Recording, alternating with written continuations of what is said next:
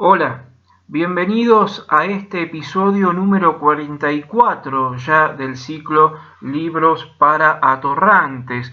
Y siempre repetimos lo mismo, disculpen ustedes si suena tantas veces estas palabras de introducción. Se trata de un ciclo en el cual lanzamos las primeras pautas, las pistas, más importantes, sobresalientes, generales también, para que vos después hagas tus propias investigaciones, tus propios estudios, análisis, etcétera, sobre los textos, sobre los libros que aquí traemos a debatir, que traemos para estudiar y para charlar acerca de ellos. Se trata de una hoja de ruta general. Vos después tenés la responsabilidad de continuar en tus inquietudes y en la profundidad que cada uno de estos libros se merece. Bien, por eso es para atorrantes. Recordemos que esa palabra significa no vago, sino que tenemos todas las potencialidades para hacer un trabajo profundo, un trabajo sobresaliente, pero preferimos dar con la generalidad. Eso significa lo de atorrante. No tiene nada que ver con vagancia la palabra atorrante. Es una palabra que connota otra cosa, ¿no? Es un vago pero simpático. Es una vaguedad pero que esconde una cierta profundidad. Perdón por repetirte de nuevo también la palabra profundidad. Eso ya te corresponde a vos. En este episodio vamos a hablar sobre sociología, filosofía y más específicamente psicología. El autor que hoy proponemos es Erich Fromm, el psicoanalista y sociólogo y filósofo alemán.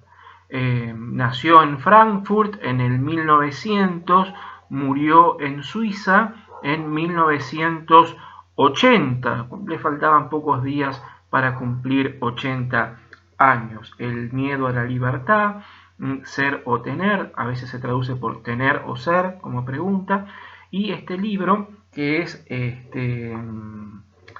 arte de amar. El arte de amar, que es uno de sus libros más conocidos, más populares, que es un libro que no pasa las 120 páginas, 127, 128 páginas. Un libro muy pequeño, muy conciso, pero puntual. No hay una palabra de más ni de menos. El libro apareció en 1956 en su versión inglesa, pero su versión en español apareció en México en 1959 en Paidós y después continuó editándose hasta convertirse, creo, en el libro más conocido de Erich Fromm. Bien, cuando se habla de Erich Fromm, se habla directamente, de forma inmediata, nos vamos a la escuela de Frankfurt, de donde Erich Fromm salió, se formó, y vamos a tener que definir o conocer un poquito más acerca de qué se trató la escuela de Frankfurt, o conocida como la escuela de la teoría crítica. Bien, estamos en los años 20 en Alemania, en Frankfurt, y se formó al calor de la Universidad de Frankfurt el Instituto de Investigación Social, que dependía de la universidad de esa ciudad. En él participaron una serie de pensadores, filósofos, sociólogos, que trataron, ¿no?, de hacer estudios interdisciplinarios sobre la moderna sociedad industrial.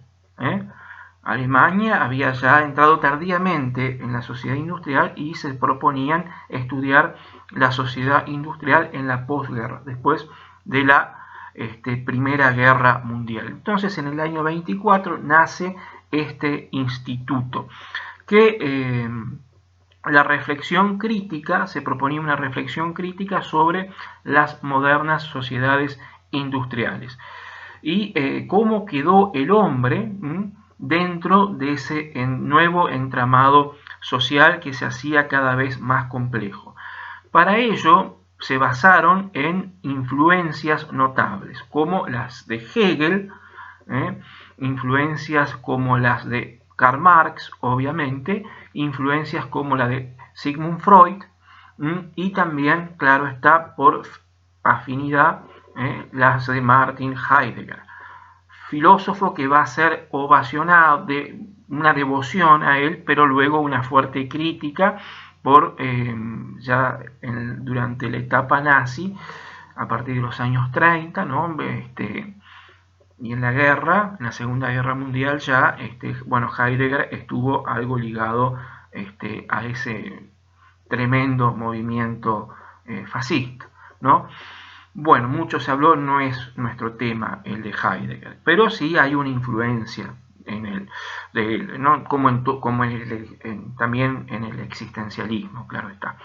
Bueno, el concepto de razón tradicional, ¿no? Acá para la escuela de Frankfurt había que reformarlo. Ya no servía más la razón iluminista para explicar la realidad del siglo XX. Entonces es un estudio interdisciplinar que tiene como tres objetivos básicos, ¿no? No existe la objetividad, no se puede ser imparcial, las nuevas formas culturales no lo permiten, las ideologías tampoco, la izquierda, la derecha, la revolución rusa había triunfado. Bien, segundo, había que lograr la emancipación del individuo, ¿no? A través de la praxis liberadora que la da la teoría crítica en esta moderna sociedad en la que los medios de comunicación están informándonos todo el tiempo. Miren ahora con internet, la sobreinformación es tan dañina como la falta de información, desinforman igual. Y tercero, el conocimiento, ¿no? Es producto del contexto histórico. Todo hace a formar un conocimiento. Entonces, la teoría crítica se propone como finalidad liberar al sujeto de estas cadenas culturales, psicológicas, ideológicas, que condicionan su libertad, tanto en las sociedades capitalistas como en las sociedades socialistas. Hay una fuerte crítica de la escuela, de lo que después se conocerá como Escuela de Frankfurt, ¿no? En los años 60, hacia lo que había sido el totalitarismo stalinista en la ex Unión Soviética. En 1931, este centro de investigación social va a dirigirlo Max Horkheimer. Horkheimer, Adorno, Marcuse, Erich Fromm forman la primera generación de esta escuela. Hay una segunda generación con Habermas y otra tercera.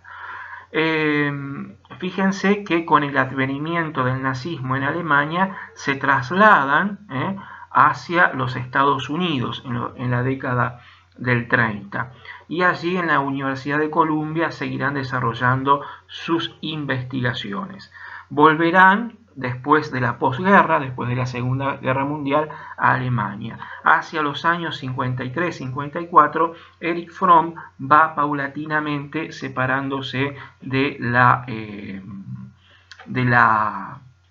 Escuela de Frankfurt, como ya se la conocía a partir de los fines de los 50 y de los 60. Erich Fromm había nacido, ya vimos algunos datos de fechas, ¿no? Sobre él, y no era médico. Bueno, mucho se le había achacado en la época que lanzaba teorías acerca de un psicoanálisis, de una reformulación del psicoanálisis freudiano, ¿no? con características también que venían del marxismo. Para la escuela de Frankfurt, la teoría de Marx no servía para explicar la realidad del hombre del siglo XX porque lo económico no se puede reducir todo a lo económico. La crisis del 30, la guerra, las crisis ideológicas, no se puede reducir todo a eso. Hay que buscar también en lo cultural parte de lo que es el hombre y de cómo explicar su problemática. Entonces reformulan las teorías marxistas y también, eso ya estaba en Engels, el socio intelectual y amigo de Marx, y también, claro está, en Antonio Gramsci. Lo económico no basta, hay que ir a lo cultural, los más media, los medios de comunicación, etc. Y bueno, la erotización que se vive también en los años 50, 60, bien, hay que ir a los aspectos culturales. Y aquí Erich Fromm, otro de los datos sobre en su adolescencia, él había estado enamorado de una joven de 25 años, pintora ella, que se suicidó tras la muerte de su padre. Y a Fromm esto lo conmovió, cómo una persona llegaba al suicidio. De ahí su interés por la psicología y por Freud.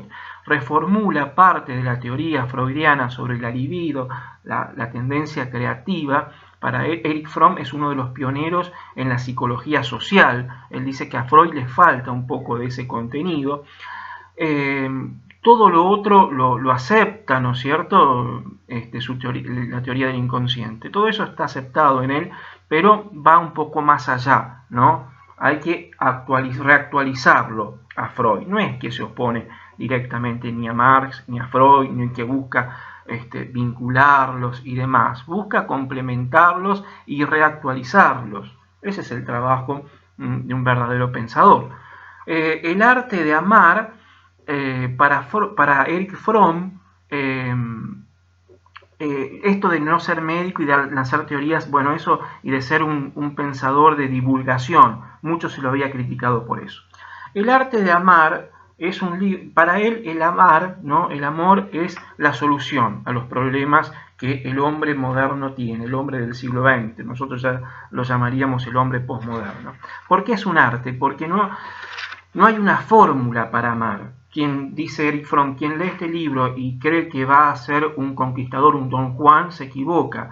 No hay una fórmula, es un arte. Y como arte requiere una disciplina, para decir, requiere una disciplina, una concentración, un trabajo, una paciencia y una preocupación por entender al otro, ¿no? Un conocimiento acerca del otro y que el otro también se acerque a conocerme a mí, ¿no? La otredad. Esta búsqueda del individuo sin perder sus características como individuo, ¿no? Acercándose al otro y el otro también reconociéndolo como un individuo. Por eso la primera parte, el primer capítulo es que por qué es un arte, el amar es una facultad que debemos aprender con la práctica. Es una práctica constante, cotidiana. Luego va a hablarnos del amor como la respuesta a las problemáticas de la existencia humana, en esta sociedad caótica, economicista, donde el hombre es una cosa, se cosifica. Luego va a hablar de las distintas formas de amar, el amor fraternal, maternal, el amor a Dios, el amor a sí mismo, el amor erótico, claro está, ¿no? Y finalmente la desintegración que hay en la sociedad occidental, según Erich Fromm, por no poder tener una actitud madura hacia el amor y su práctica. Para Fromm, entonces, hay un amor que es inmaduro, ¿no? Que es esto de buscar al otro por mi necesidad, y hay un amor maduro, que es el del encuentro fecundo con el otro y el autoconocimiento mutuo. Bien, imprescindible el libro El arte de amar, porque sin amor no podemos vivir. Y sin entender bien al amor tampoco podemos hacerlo. Chao, esto se corta acá por motivos de tiempo. Chao, hasta luego, un gusto.